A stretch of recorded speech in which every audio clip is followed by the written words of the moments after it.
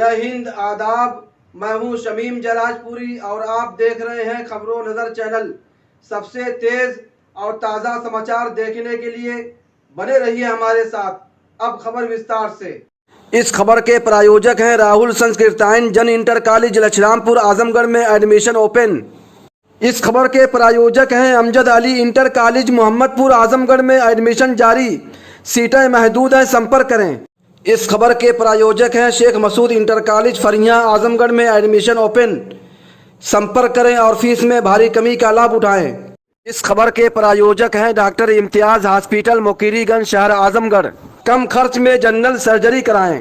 ये खबर आजमगढ़ से है, जहां एमपी एमएलए कोर्ट आजमगढ़ में आजमगढ़ के पूर्व सांसद और वर्तमान में फूलपुर पवई जनपद आजमगढ़ से समाजवादी पार्टी के विधायक रमाकांत यादव की आज 2 मामलों में पेशी हुई, जिनमें एक मामला बरसों पहले आजमगढ़ लोकसभा चुनाव के दौरान फूलपुर कोतवाली जनपद आजमगढ़ के अंतर्गत अंबारी बाजार के पास समाजवादी पार्टी से प्रत्याशी रहे रमाकांत यादव और बहुजन समाज पार्टी से प्रत्याशी रहे अकबर अहमद डंपी के बीच हुई फायरिंग और झगड़ा हुआ था।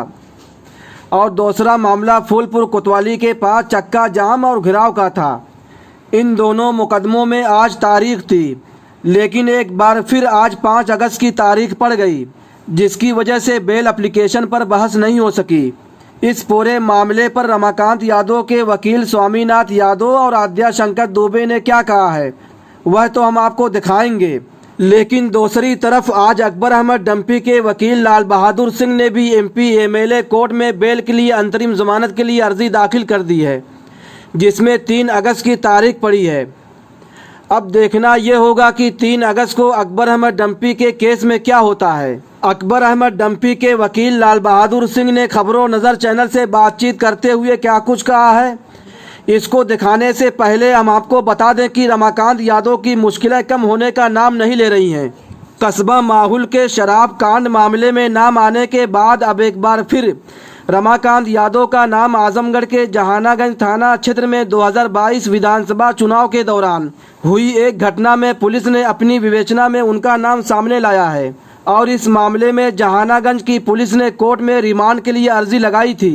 पुलिस का कहना है कि आज सोमवार को 11 दिन की रिमांड मिल चुकी है। जहानागंज थाने की पुलिस ने रमाकांत यादव को जिस मामले में मुलजिम बनाया है वो मामला ये है कि पीयूष यादव पुत्र सुरेंद्र प्रकाश यादव ग्राम सुराई थाना मुबारकपुर जनपद आजमगढ़ ने पुलिस को बताया कि मैं पीयूष यादव जो रितेश इंटरप्राइजेज जो कि मेरी अपनी कंपनी है, जो भारत संचार निगम लिमिटेड आजमगढ़ में ठेके पर टेलीफोन का सामान और सेवाएं फराहम कर रही है, जिसके संबंध में दिनांक 9/3/2022 को शाम तकरीबन 5:30 बजे के करीब जब मैंने FCI गोदाम चकवल थाना जहानागंज की वोटिंग मशीन रखी थी, जिसमें विधानसभा इलेक्शन 2022 की वोटिंग मशीन 10/3/2022 को गिनती थी, जिसमें रितेश यादव पुत्र दुबे प्रसाद ग्राम सुराई थाना मुबारकपुर जनपद आजमगढ़ के साथ हम ब्रॉडबैंड और टेलीफोन के सेटअप के लिए साइड गेट से चेक करने के बाद लैपटॉप और टेलीफोन से संबंधित दीगर सामान अंदर ले जा रहे थे कि समाजवादी पार्टी के 10 से 15 कार्यकर्ता पहले से मौजूद थे।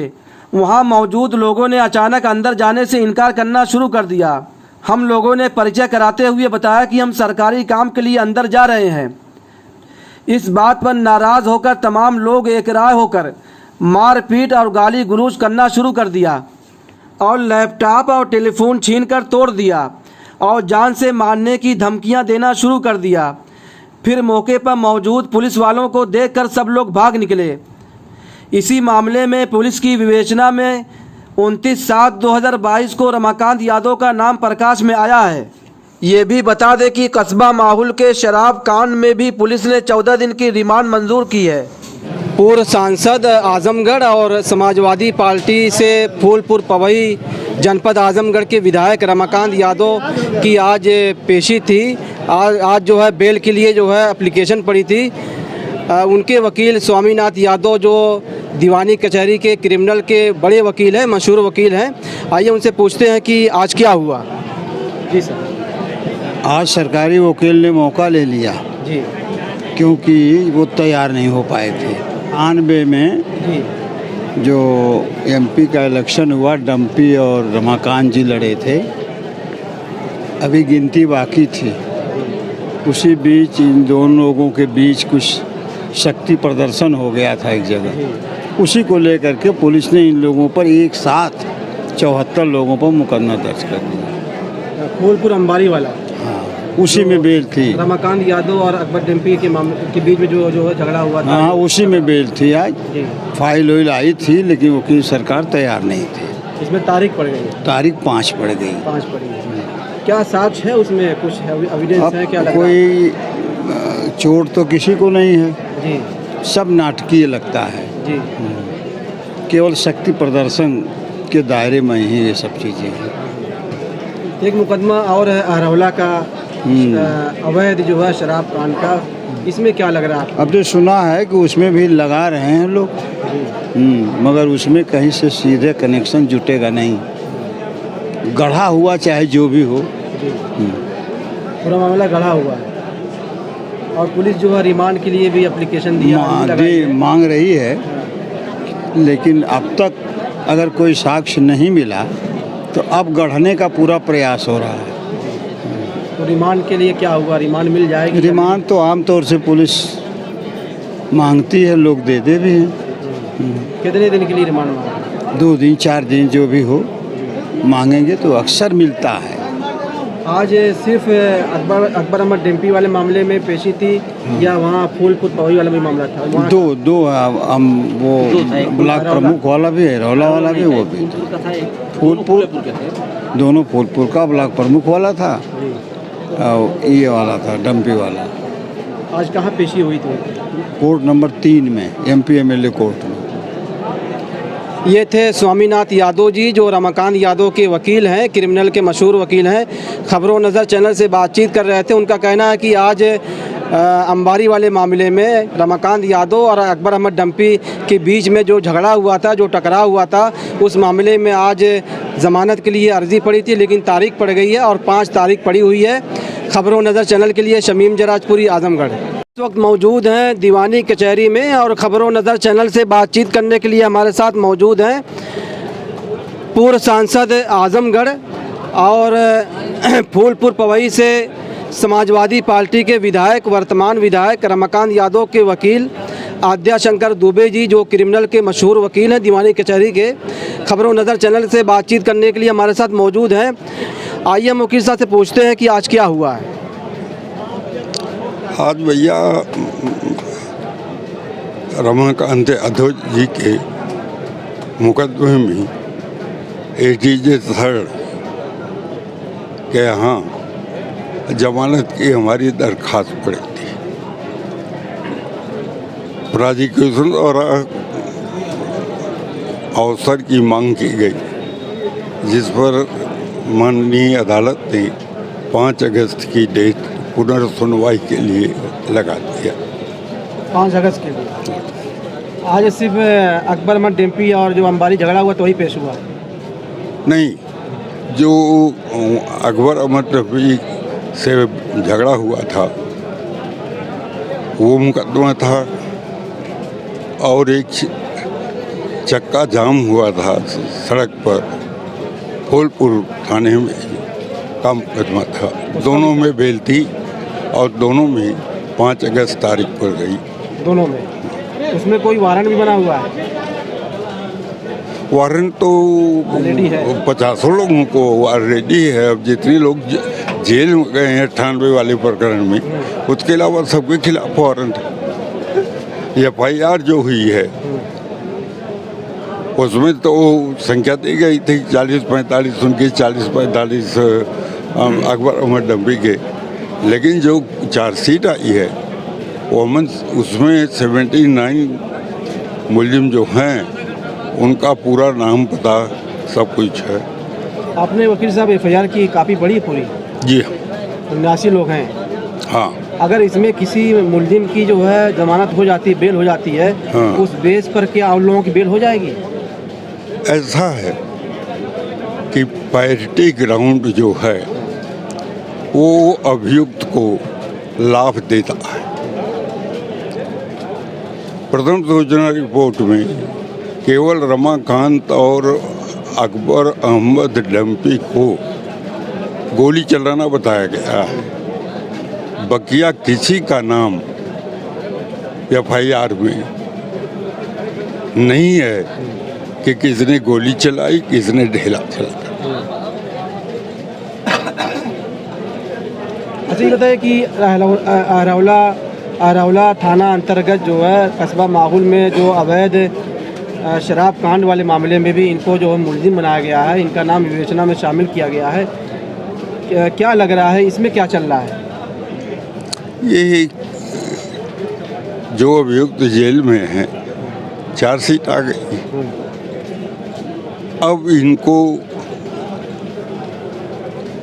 किस साक्ष्य पर, किस आधार पर अभियुक्त बनाया गया है, अभी तो हमको कोई पेपर मिला नहीं, इसलिए इसके बारे में हम कुछ कह नहीं सकते। इतना ही कह सकते हैं कि विवेचना में इनका नाम बढ़ाया गया है और 5-6 महीने के बाद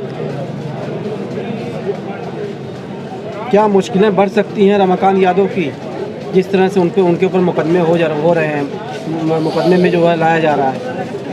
मतलब पुलिस का प्रयास तो यही है कि इनको अधिक से अधिक हरेस किया जाए, जहाँ तक हमारी सोच है।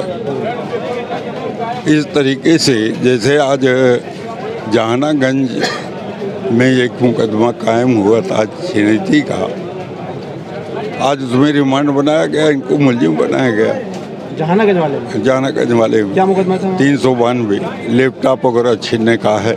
अभी हमको भी पूरी जानकारी इसलिए नहीं है कि FIR वगैरह पढ़ने को नहीं मिली है, लेकिन थोड़ा बहुत जो हमने देखा, अब जैसे लिखा गया है कि 29/7/2022 को रमाकांत जी का नाम प्रकाश में आया है। अब उसके आधार पर उन्होंने आज हमारा रिमांड लिया है। जब हम सरेंडर करके जेल में चले गए तब प्रकाश में आया है। तो हम लोग कोई सज्जन जा रहे थे EVM मशीन वगैरह चेक करने और उनका लैपटॉप वगैरह छीन लिया था लोगों ने, जिसमें FIR हुई थी। और 29/7/2022 को रमाकांत जी को भी उसमें विवेचना में अभियुक्त बनाया गया। ये नया मुकदमा है? नया मुकदमा। ये कब हुआ? आज हुआ, कल हुआ, परसों हुआ? नहीं, एक मुकदमा तो कायम हुआ था इलेक्शन के समय, लेकिन MP साहब को, माननीय विधायक जी को 29/7/2022 को अभियुक्त बनाया गया साक्ष्य द्वारा। अब किसके साक्ष्य प्रकाश में आए, अब इसकी जानकारी तो हम लोगों को नहीं है, पत्रावली देखने पर ही कुछ मालूम होगा। हमारे साथ खबरों नज़र चैनल से बातचीत करने के लिए मौजूद हैं दीवानी कचहरी के क्रिमिनल के मशहूर वकील लाल बहादुर सिंह जी। सर, आपसे जानना चाहते हैं कि अकबर अहमद डिम्पी की तरफ से जो है तारीख वो ज़मानत के लिए अर्जी पड़ चुकी है।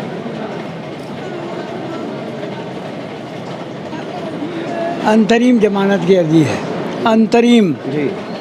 एंटीसिपेटरी बेल आज दाखिल हुई है, परसों उसकी सुनवाई है। ये 32 साल के बाद ये मुकदमा क्यों उभरा, इसका लोग उहापोह में कि ऐसा क्या बात है कि चल पड़ा। अब तक डम्पी को कोई पता नहीं था कि ऐसा कोई मुकदमा है भी। मौके पर डम्पी की गिरफ्तारी 151 दंड प्रक्रिया संहिता में हुई थी, उसमें जमानत हो गई और ये दिल्ली रहते हैं, इनको कुछ पता नहीं। एक बैग वारंट जब जारी होने की खबर आई तो आकर के न्यायालय से उन्होंने कहा कि हमको अंतरिम जमानत में छोड़ दिया जाए। बात 3 तारीख को तारीख पड़ी हुई है, अर्जी जो है आपने डाल दिया है बेल के लिए जी। क्या अकबर अहमद डिम्पी को भी आना पड़ेगा दीवानी कचहरी में? न्यायालय किसी को भी बुला सकता है, ये तो वही बताएगा। मेरे पास कोई अधिकार ऐसा नहीं है, मेरे पास केवल प्रार्थना करना काम है, वो मैंने कर दिया है। तो 3 तारीख को क्या डिम्पी यहाँ रहेंगे? नहीं, 3 को उनके रहने की आवश्यकता नहीं है, वो नहीं रहेंगे। अच्छा, ये 28 साल पुराना ये केस है, अब जाके जो है सामने आया है और जिस तरह से रमाकांत यादव जेल में गए और अब जो है अकबर अहमद डिम्पी का भी नाम सामने आया है विवेचना में। और इसमें कुल कितने जो है आरोपी हैं, कितने मुलजिम हैं?